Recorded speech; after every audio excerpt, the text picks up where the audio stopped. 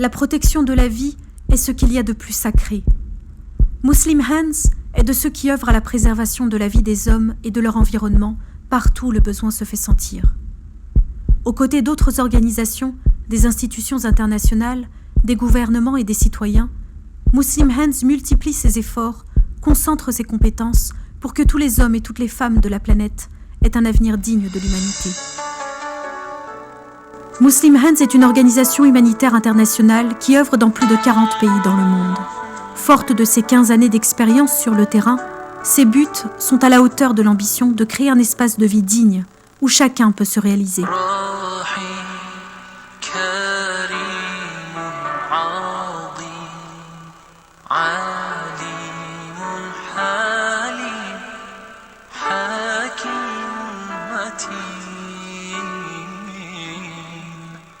La première vocation de Muslim Hands est d'aider les victimes des conflits et de catastrophes naturelles en leur fournissant une aide d'urgence et des produits de première nécessité.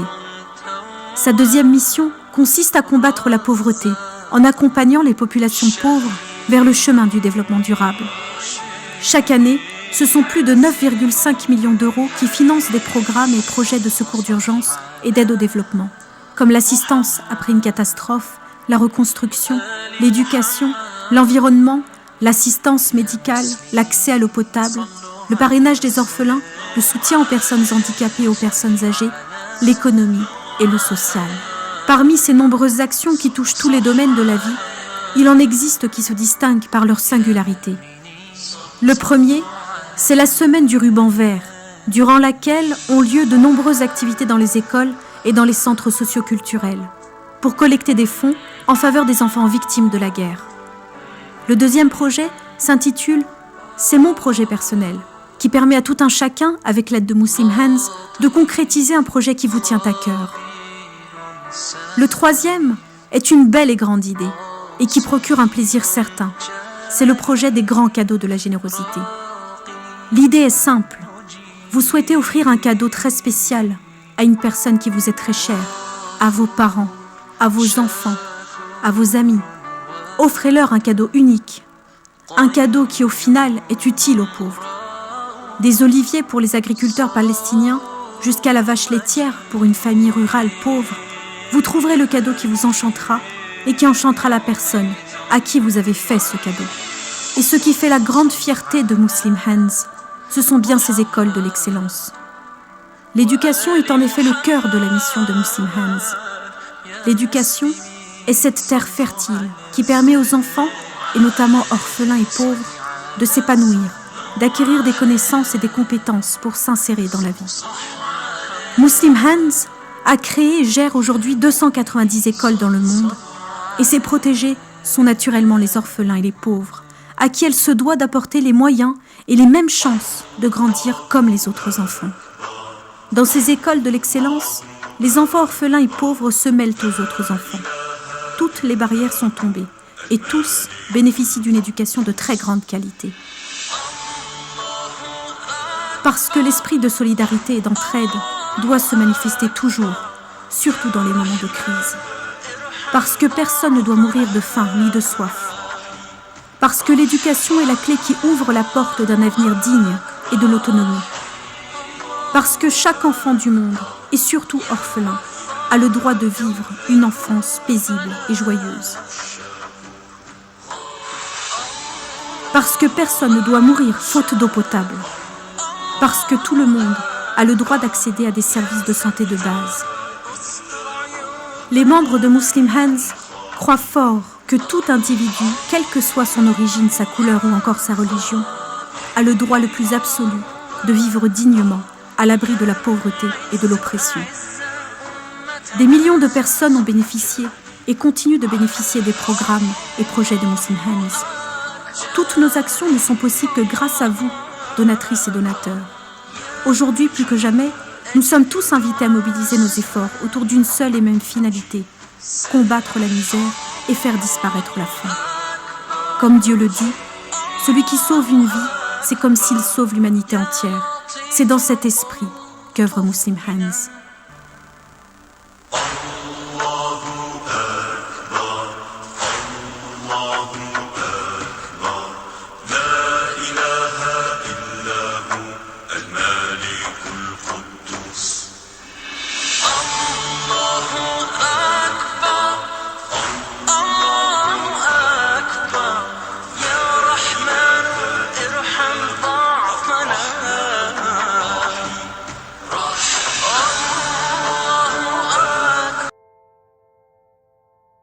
La situation humanitaire en Syrie est catastrophique.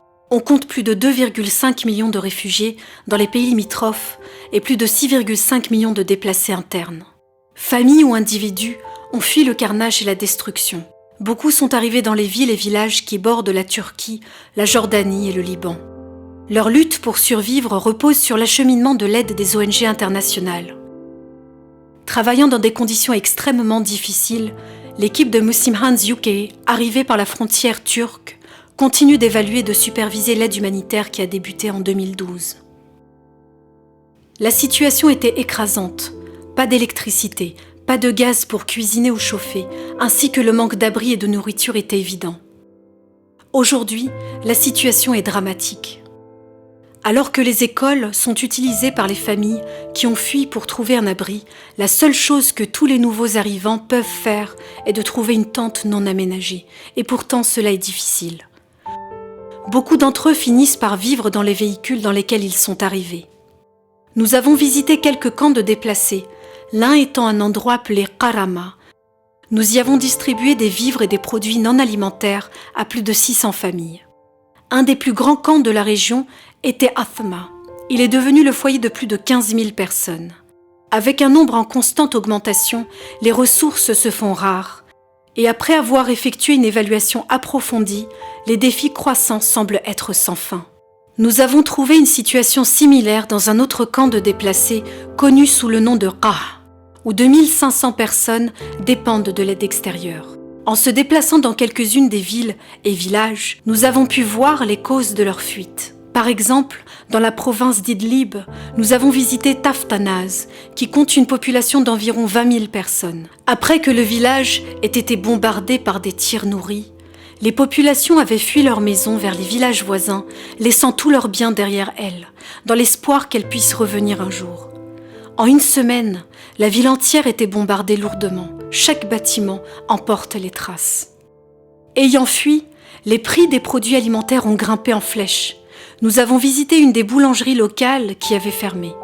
Impossible pour elle d'acheter de la farine, du carburant pour faire fonctionner le générateur de l'usine et la livraison des véhicules.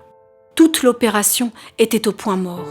Ayant pris conscience de l'impact que cette usine de boulangerie pouvait avoir, nous avons immédiatement agi pour leur permettre sa réouverture.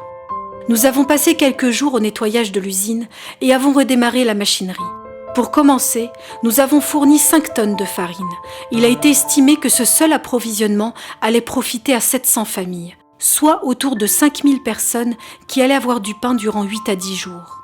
Nous avons supervisé le processus de production pour nous assurer que tout était opérationnel et avons emballé et transporté le premier lot vers les maisons et les camps à proximité. Bien qu'il s'agissait d'une petite victoire, les besoins vont plus loin que le pain. Une action urgente est nécessaire pour fournir des abris appropriés afin de protéger les personnes des éléments ainsi que des maladies. En visitant une petite ville, une dame âgée d'environ 70 ans est apparue dans une rue latérale avec l'espoir que l'aide était enfin arrivée pour elle. Ébouriffée et faible, elle nous a dit qu'elle avait perdu les membres de sa famille et que sa maison s'était effondrée. Demandant de l'aide, elle a dit qu'elle n'avait nulle part où aller, ni nourriture pour calmer sa faim. Comme cette dame âgée, ils sont des centaines de milliers à travers la Syrie. Ils ont besoin de nos prières et des mots d'espoir, mais ils ont aussi besoin d'une démonstration de notre générosité pour soulager leur souffrance.